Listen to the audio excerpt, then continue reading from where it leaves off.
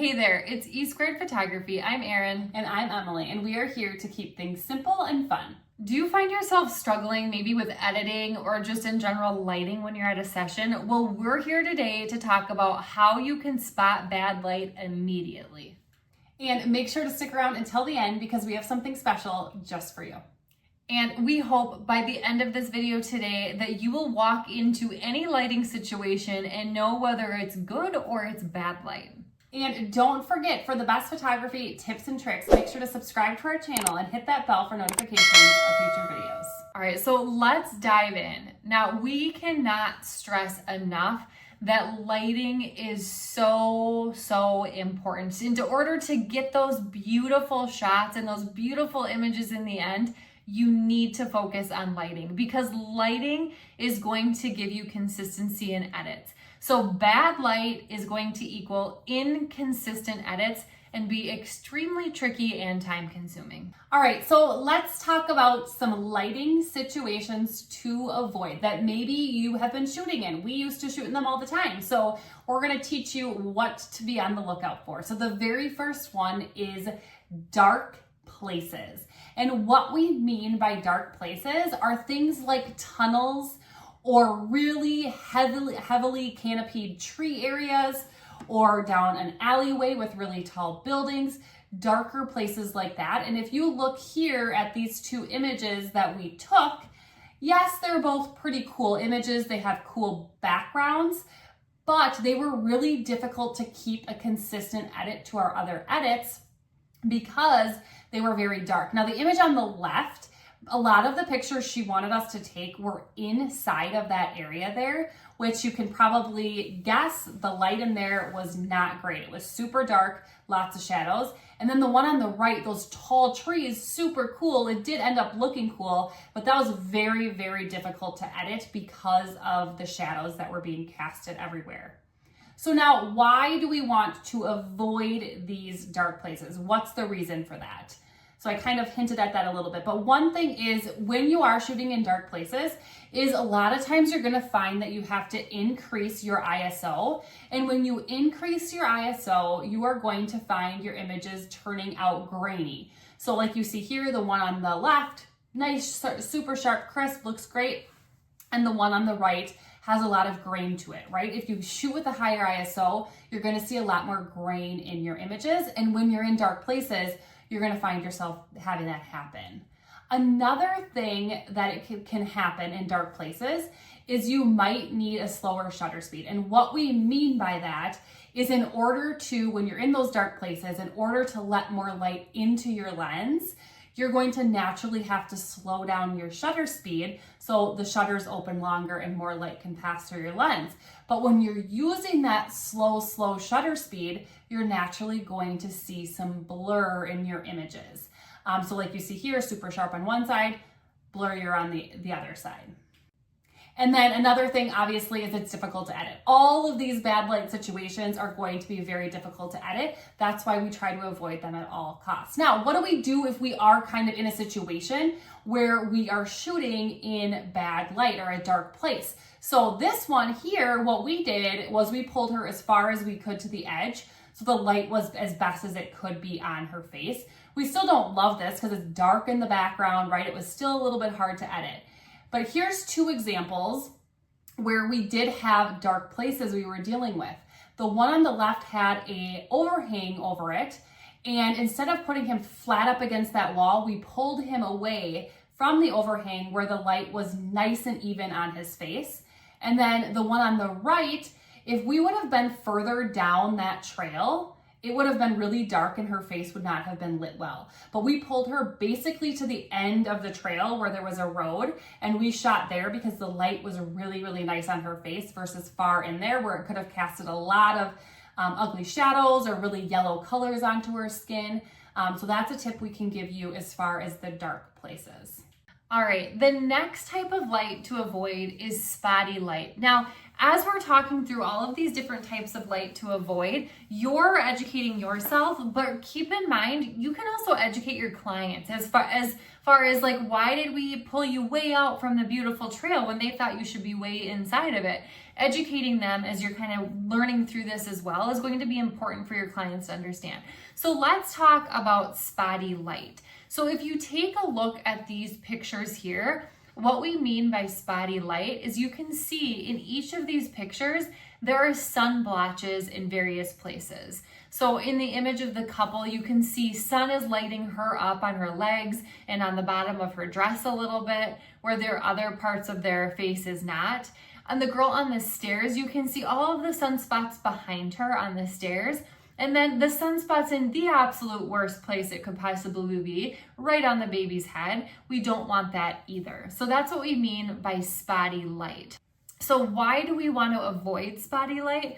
Spotty light can be extremely distracting to the eye, and this is an excellent shot of how it can be so distracting. It's hitting all of the leaves, kind of blinding you almost with all of the detail in the leaves. So many highlights going on. Look at their bodies. Their bodies are filled with spots. The boy's head here has spots on it, so it's very distracting. Your focus isn't where you want it to be, which is on the couple. So sunspots, like I've said before in the previous images, can actually land directly on your clients, which is the worst spot you want them to land. So what if you can't avoid spotty light? Because we all know there are situations where there's just spotty light, but you have to take the shot. Here's a great example. This is a trail that we absolutely love to use because it just gives great light usually and takes a great shot. But if we end up getting to this trail too soon, the sun is still high and it's coming through the trees and it's very spotty, finding it very difficult to actually find a spot for our client or clients to stand without having sunspots land on them. And so we actually bring a reflector along, and not to reflect light on our client, but to block the sunspots from coming onto our client. So we will just kind of hold it so that it blocks all of those sunspots that might land on their face. Cropping can also help when it comes to spotty light. So we have this image here, which is a beautiful shot, but there, if you do look in the background there is a lot of spotty light behind them. So if we crop it in tighter, we've now eliminated some of that spotty light, giving more of the focus on the bridesmaids. Again, another shot here where it's a little bit closer and tighter in. So cropping can also help you if you've already taken the shot. All right, another type of light that we avoid, I know a lot of photographers struggle with this, and sometimes you are just faced with it and have to deal with it, but it is direct sunlight, right? Sometimes we have to shoot in the middle of the day, and we're gonna kind of talk about what you can do with that. But avoiding direct sunlight, like you can see here, these girls are in bright sun, right? Their faces are lit, the grass is all really vibrant and lit. We don't want that. Same with these two here. It's just not flattering on their faces.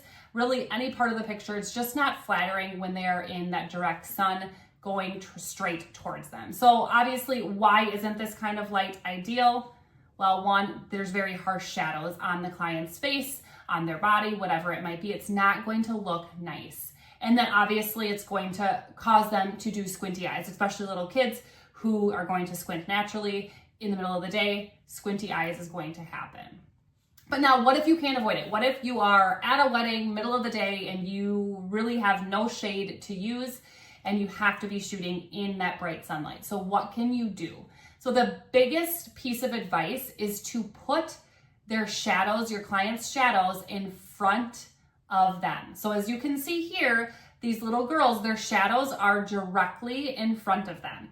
And when you do that, you'll notice that their skin and their bodies and the backdrop are lit nice and equally and evenly, and it looks really, really nice. Here is another example of a senior session we did where we were forced to shoot on a bright sunny day, gravel road, where we had the client's shadow right in front of her. Again, she's lit really nicely and looks really nice versus if we would have flipped her the other way and should have had a lot of shadows on her. Another type of light to avoid, and this is probably the most common light that we see photographers, and we did was we didn't try to avoid this. And this is a great type of light to avoid, and it is hazy light. It's tricky, but we're gonna talk a little bit about it.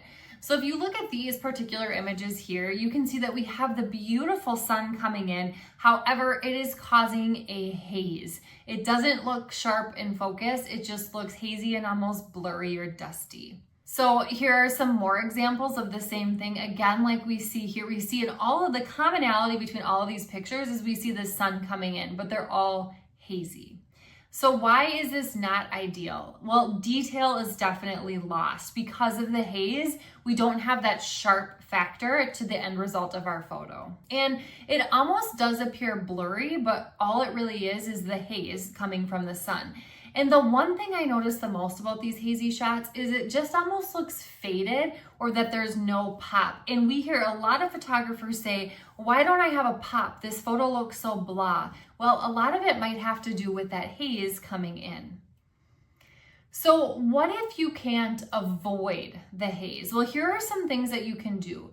You could use a lens hood to block the sun coming in, because the reason you're getting this haze is the sun is coming directly into your lens and you don't want that. So a lens hood could help that.